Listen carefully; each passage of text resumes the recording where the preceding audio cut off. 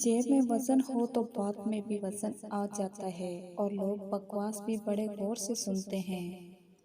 दुनिया की हर चीज से फायदा उठाएं, लेकिन कभी किसी की कमजोरी और मजबूरी का फायदा मत उठाएं।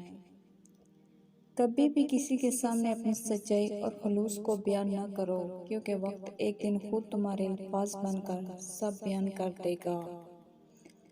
जब आपका वक्त अच्छा हो तो आपकी गलत बात भी नज़रअंदाज कर दी जाती है, और जब आपका वक्त बुरा हो तो बात के आगे 100 सवालिया निशान लगाए जाते हैं। जिस इंसान में वफादारी ना हो, इसके साथ दोस्ती करने का मतलब खुद को जलील करना है। कोई भी इंसान बुरा नहीं है, बल्कि बुरे हम खुद हैं।